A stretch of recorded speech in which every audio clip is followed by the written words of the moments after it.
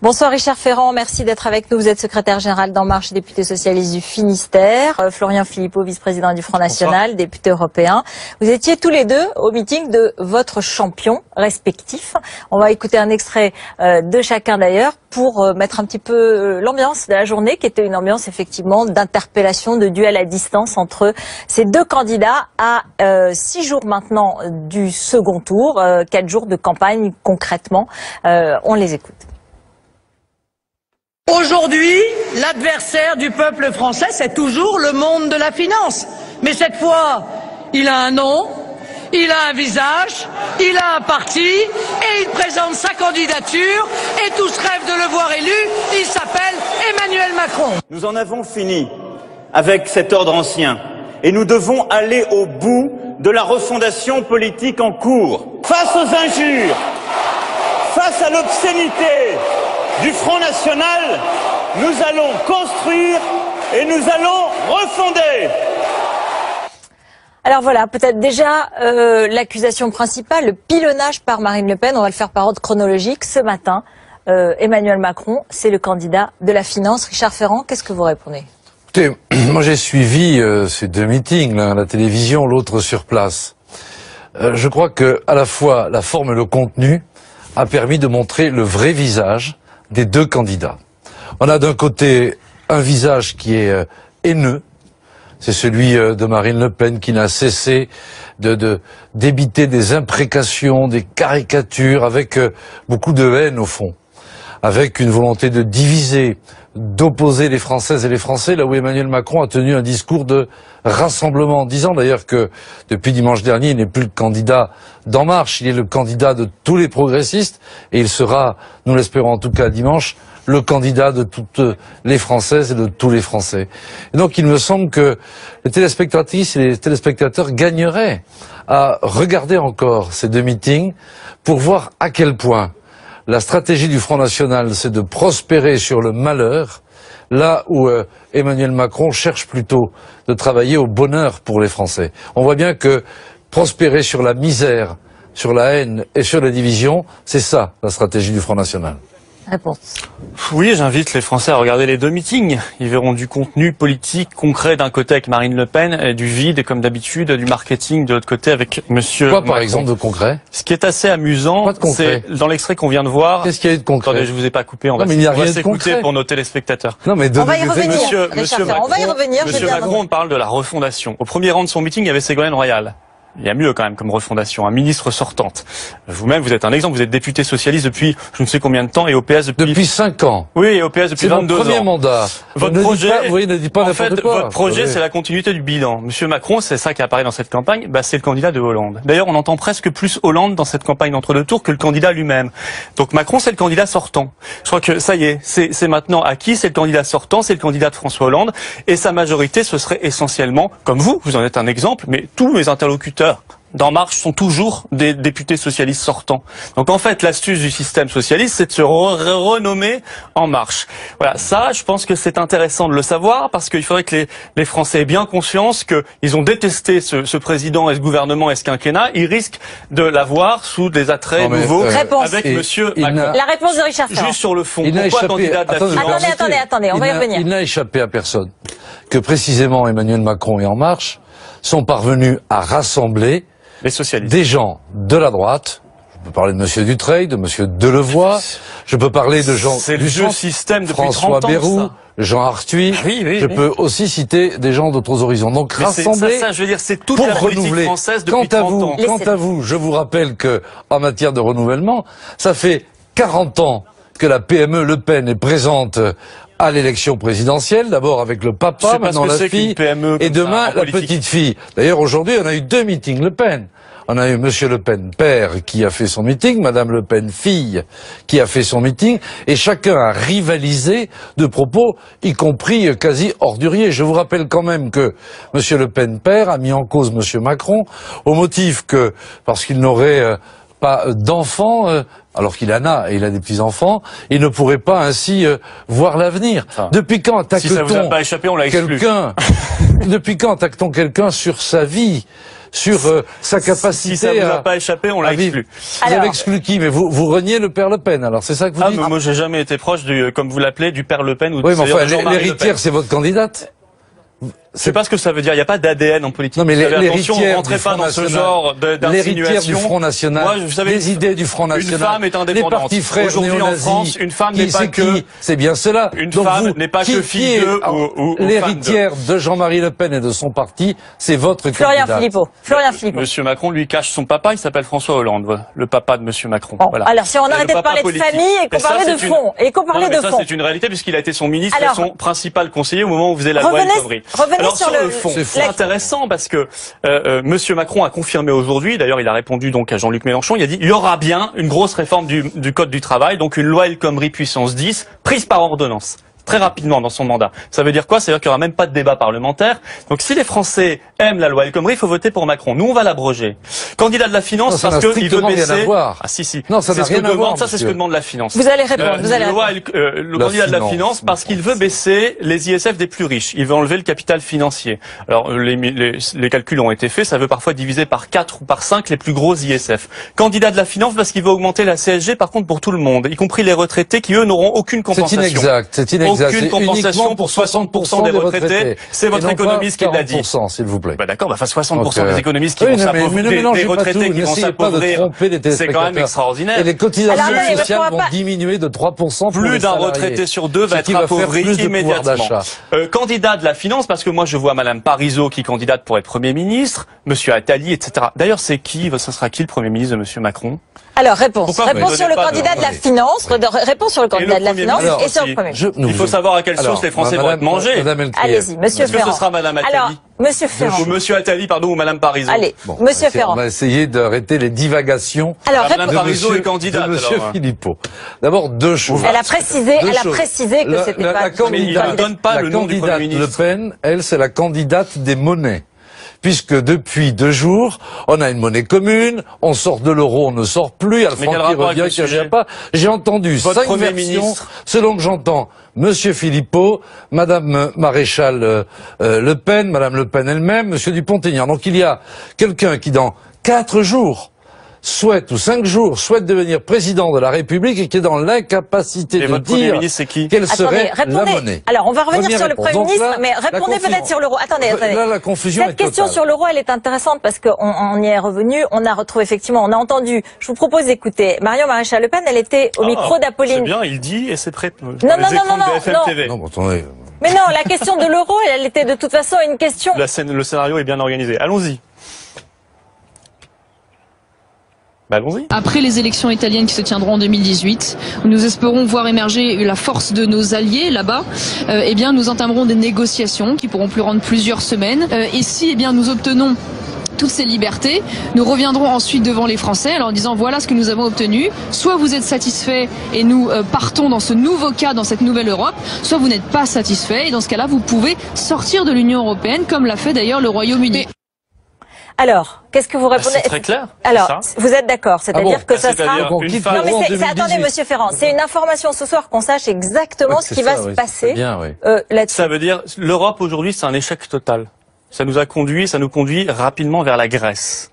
Ça nous conduit vers le flot de migrants de Madame Merkel. Sur la monnaie, comment on fait? C'est un problème général. Ça nous ouvre grand nos frontières commerciales, concurrence déloyale. Ça fait la directive détachement des travailleurs, épouvantable, que vous voulez maintenir. Ça fait l'euro. Emmanuel Macron a indiqué tout à l'heure. Il a dit au débat des 11. Il souhaitait en obtenir la refonte. Oh oui, c'est bien. Refonte. Il fallait le faire quand il était ministre de Hollande. Il l'a pas fait. Non, vous ne pouvez pas faire cela. Il a dit au débat des 11 très clairement qu'il adorait la directive détachement des travailleurs. Alors arrêtez de... Mais il l'a dit lors du débat des 11. Vous n'avez jamais été présent au Parlement européen, le Front National, dès qu'il s'est agi de voter. Nous l'avons combattu dès le premier jour. Restons sur l'euro, qui était une question qu'on a évoquée depuis ce matin. Au Parlement européen, vous avez des élus, et ça ira mieux. On l'a combattu dès le premier jour. Alors attendez, on va venir au Premier ministre de... Allez. Sur la directive de détachement, ça je vous attends. Je n'ai pas de leçon à recevoir d'un député socialiste. Monsieur vous Ferrand, êtes député socialiste. Monsieur Ferrand, une seconde. Fier donc du Parti socialiste. Fier du bilan du Parti socialiste. Je suis fier du travail que j'ai réalisé à l'Assemblée nationale. Là où vous êtes une bande de... Messieurs, s'il vous plaît. S'il vous plaît, messieurs. Alors, sur l'euro... millions, je vous rappelle. Monsieur 5 Ferrand, millions. s'il vous plaît. Monsieur Ferrand, il est dans la diffamation permanente. Non, ben, attaquez-moi. Monsieur Ferrand, une seconde. Je voudrais Attaquez-moi, savoir on est juste sur- quelle est la philosophie sur l'euro, très précisément, parce que Oui, Marine Le on a Pen toujours avait pas dit... compris. Non, mais ça n'est pas la question, c'est une question d'actualité aujourd'hui, puisqu'elle-même avait dit que c'était 70% de son programme qui dépendait de la sortie de l'euro. Donc, est-ce que cette sortie de l'euro, elle est prévue pour quand? À quoi nous oblige l'euro? À l'austérité totale. D'accord, mais quel est Qu'est-ce qu'on peut faire le calendrier? On l'a dit, vous venez de passer l'extrait, des mois de négociations, comme ils l'ont fait au D'accord. Royaume-Uni, sur l'euro et sur d'autres questions. Sur les frontières, sur les accords commerciaux, sur le patriotisme économique qui est totalement Pourtant, interdit c'était dans aujourd'hui. 6 mois, normalement, le 6 référendum. mois, c'est indicatif. S'il faut 7 mois, on n'est pas d'accord. Donc on ne borné. sait pas quand on change de monnaie. Et ensuite, Si d'aventure vous non, êtes non. élu.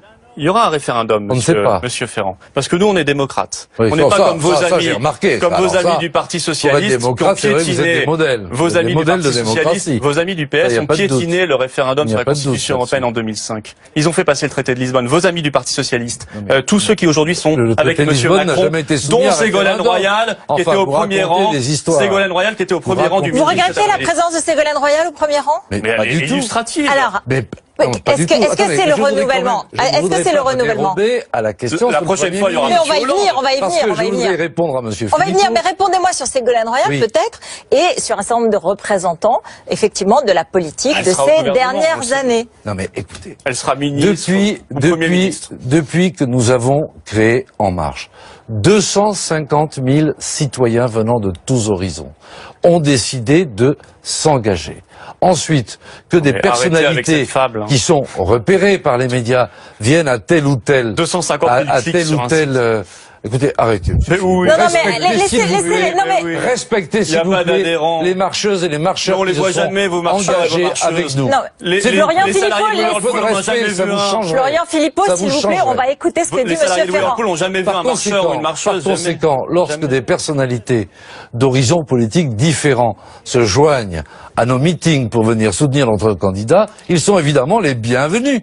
Il n'y a pas là-dessus d'obstacle. Mais comme je l'ai déjà dit, soutenir ne signifie pas infléchir notre cap de manière très claire. Nous avons un cap, un programme qui est porté par notre candidat.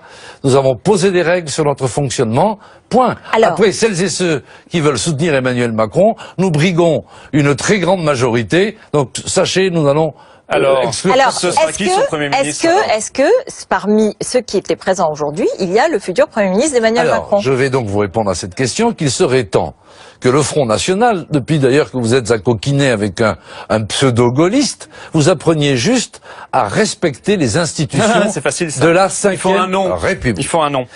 Sous la Cinquième République, on n'est pas des Américains. Il n'y a pas de ticket. Ça Non, n'existe mais pas. on aimerait bien savoir Ça quand n'existe- même. Alors, Non, mais- laissez-le non, mais la répondre. curiosité Laissez-le est un vilain répondre. défaut, Il cher va monsieur diriger le Philippot. gouvernement de la France, Par c'est pas rien. conséquent, C'est pas par rien. conséquent, conformément à nos traditions et à nos institutions, lorsque le président de la République aura été élu Ouais.